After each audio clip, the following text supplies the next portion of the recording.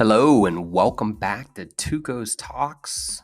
I am TUC0 Wright and very excited to be here. Today is episode 5. We're talking about office moves and updates, something that may seem a little bit obscure, but I will absolutely stand behind. This is one of the critical things happening in today's world and something that I think everyone needs to think about. Before we get started, I do want to mention a comment that was made, was that I use he a lot when talking about leaders. And I apologize if there was any thought that I was not mentioning women at all. When I'm thinking about comments and when I'm thinking about an episode, I'm usually thinking about a person. And so I use the word he. Being in the military and special operations, a lot of my bosses were males, although I think I've talked about one of my favorite bosses who was a female who absolutely saved my life and talked to me about things. And I'll get into detail about that later. Hopefully I can get her on the podcast to work through that. But it is a specific person that I'm thinking about. There's no implication of male versus female leadership styles or who's better or not. That is to think through or that I would be there. So again, I apologize if people thought that is absolutely not true, and appreciate both the men and the women leaders that I have had and sure will continue to have. But thank you for the person that made the comment. It is good for me to understand what is the thought process out there, and if I'm not seeing it, then to be able to see it. All right, so here we go. We're doing office moves and updates today. When we think about moves and updates, one of the things that I hear all the time in the military is, well, leaders are first in and they're last out. And in a combat situation and deployments, that is absolutely correct. When you're talking about moves and updates to offices, that's usually not the case. And so when you're thinking through, how am I going to move an organization, you really need to think every plan from the pre-planning to once you get the last person over to the new office. And I've moved 3 times. And when I say moved, I'm talking large and geographic moves. And so it is very difficult. It is something that takes extensive planning, not just the logistics, but the planning of how am I going to lead my people and how am I going to ensure that they know that they're valued, that they know that I'm listening, and that they know that everything that we do is about taking care of people. More difficult. And so you need to think through how you're going to work. So when we're talking about planning, there is a logistical side of that. How am I going to move people? What offices are we going to go into? How are my departments going to move together? That's the logistics side. The personnel side is a little bit different. You need to work with whoever is in charge of that unit. And you need to say, all right, Bob or Jane, who are we moving?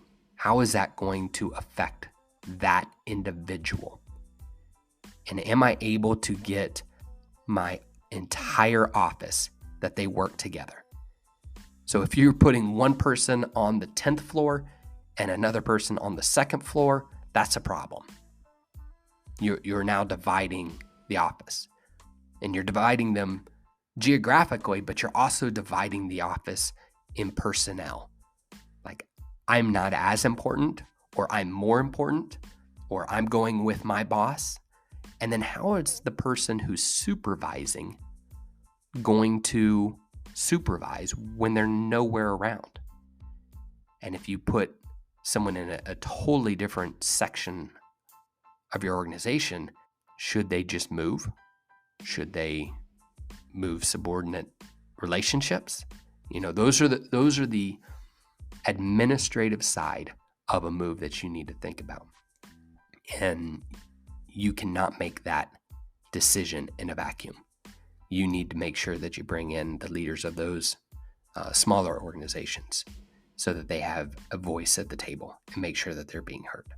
And it's not, hey, Mary, I need you in the office so we can make a decision. It's, Mary, I need to have a conversation. This is what it's going to be about. These are the implications that it's going to work through. Next week, let's talk about it. Can you get with your staff and see what needs to be done? Making sure that people have time to have conversations. And then there's timelines, and those need to be articulated very clearly. We are planning on moving in 3 months. The move is going to be in 3 different phases. And then where does each office move in which phase? And what are the timelines of those phases? And then we are going to be complete at this time. And then we're going to be in a 3-month assessment of, is this working?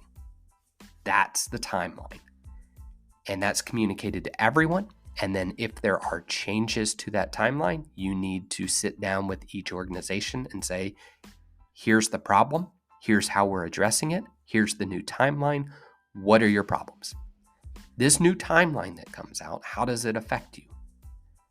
And you want to sit down and you want to ask that question. Majority of the time, they're going to be like, I don't know.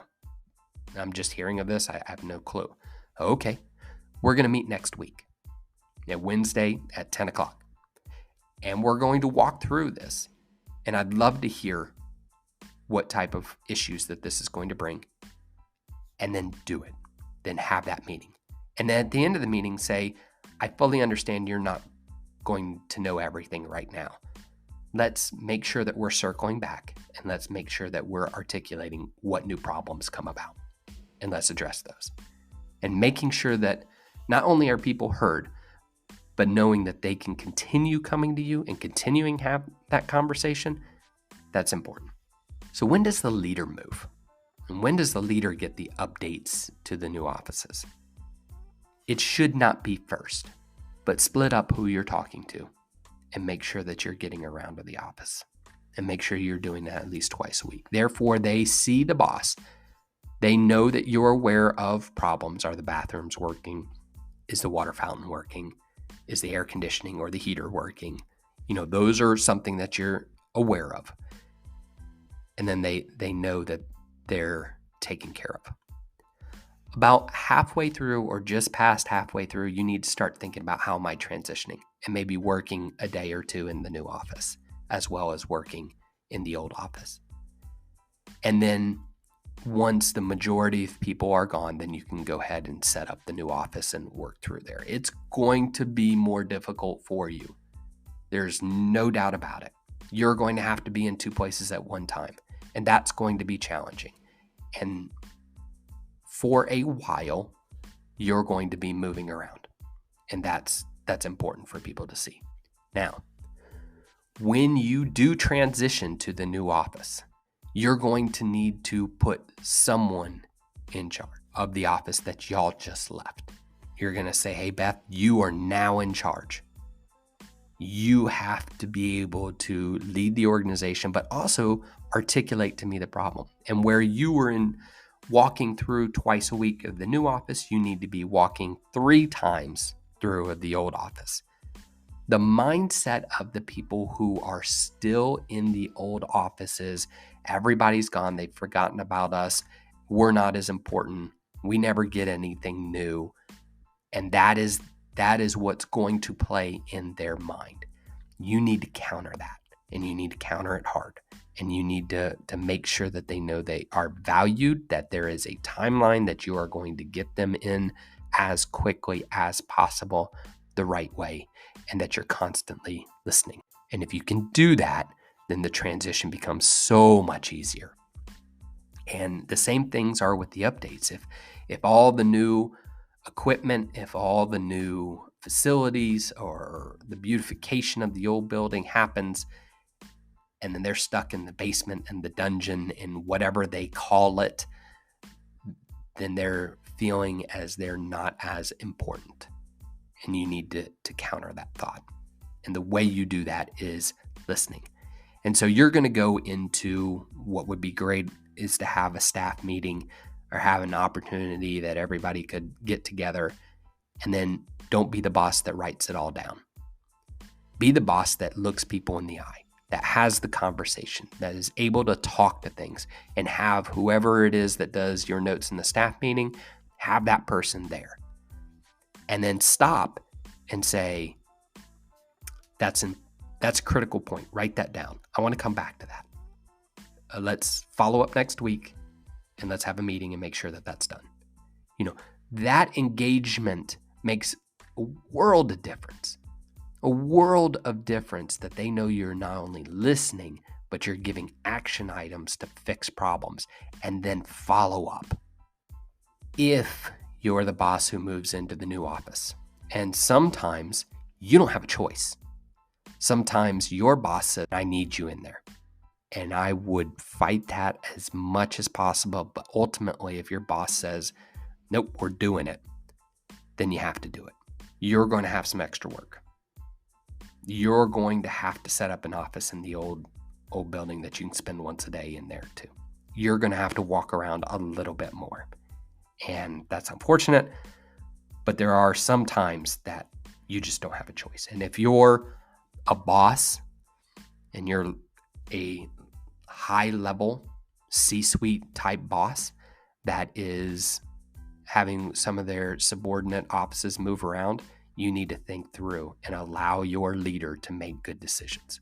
And I had a boss who we were moving around and we were constantly in, and he gave me the freedom of maneuver to do it my way. And it was critical. And that boss would come and sit in my office all the time. TUC0, what's going on? How we doing? How are you doing? How is the staff doing? And we would just sit and talk. And that way he would have a great understanding of what's going on. And it was very tough. It was very tough. But we all appreciated the mindset. And we all saw what he was going through to make it happen. And he was loved for it. So moves and updates, you don't want to be the first one to get it. You don't always want to be the last out. But you do want to make sure that you're taking care of people. You want to make sure that you do not live in the ivory tower. When bosses live in the ivory tower, morale plummets. And it becomes a very, very bad situation. And I have not been in it. I've been in incredible leadership situations, but fully understand that it could be a problem and have heard the stories. All right. So that is office moves and updates. And hopefully that's something that even if you're not in the middle of a move now, you can look back to office moves that you've had and think through those and where were mistakes made, how could we improve, and then in the future moves and updates, you'll now know what to do. One thing that I'm very excited for is a change to the podcast. So Friday mornings, we release the podcasts, and this is a great opportunity for me just to put down on paper and communicate verbally on some of the incredible leaders and leadership opportunities I've had.